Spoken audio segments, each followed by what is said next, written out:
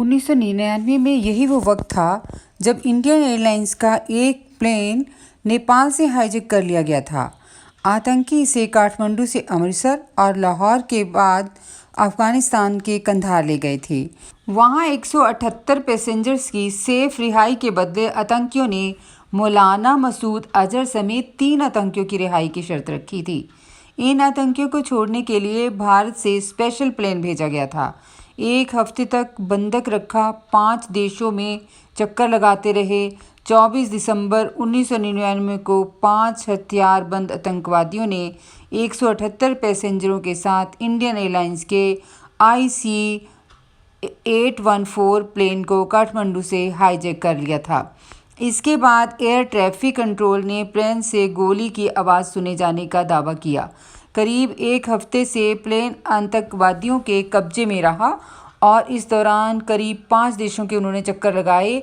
Fuel भरवाने के लिए हाईजैकर्स ने सबसे पहले लाहौर एयरपोर्ट का रुख किया, लेकिन अथॉरिटी ने एयरक्राफ्ट को लैंडिंग के लिए परमिशन देने से इनकार कर दिया।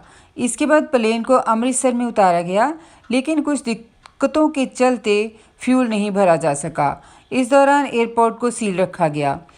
फिर 25 मिनट के इंतज़ार के बाद हाईजैकर्स ने पैसेंजर रुपिन कात्याल की हत्या कर दी और दोबारा लाहौर की ओर बढ़ गए। भारत ने पाकिस्तान अथॉरिटी को एयरक्राफ्ट की लैंडिंग के लिए मंजूरी देने के लिए कहा। पाकिस्तानी कमांडो से घिरे लाहौर एयरपोर्ट को सील कर दिया गया और प्लेन की लैंडिंग हुई। यहाँ प्लेन में फ्यूल डाला गया। यहाँ से प्लेन ने काबुल के लिए उड़ान भरी, लेकिन काबुल और कंधार में रात के वक्त लाइट्स का सही इंतज़ाम ना होने के चलते इसे दुबई डाइवर्ट कर दिया गया। दुबई के एयरफोर्स बेस में इसकी लैंडिंग हुई। यहाँ हाईजैकर्स ने खाने और दवाइयों की डिमांड की। यूएई के अधिकारी महिलाओं और बच्चों को प्लेन से उतारने की मंजूरी मिलने के बाद बातचीत के लिए राजी हुए। हाईजैकर्स ने 25 यात्रियों को रिहा किया और रुपिन कात्याल का शव यूएई अथॉरिटी को सौंपा। 25 दिसंबर 1999 की सुबह प्लेन ने दुबई से अफगानिस्तान के लिए उड़ान भरी और कंधार में लैंडिंग की। इसके बाद भारतीय अधिकारियों ने पैसेंजर्स की रिहाई के लिए हाईजैकर्स के साथ बातचीत शुरू की।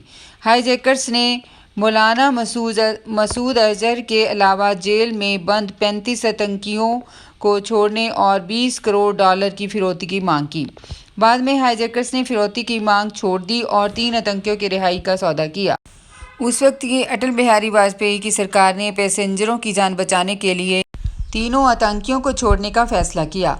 भारत की जेलों में बंद आतंकी मौलाना मसूद अजहर, मुश्ताक अहमद जरगर और अहमद उमर सैयद शेख को कंधार ले जाया गया था।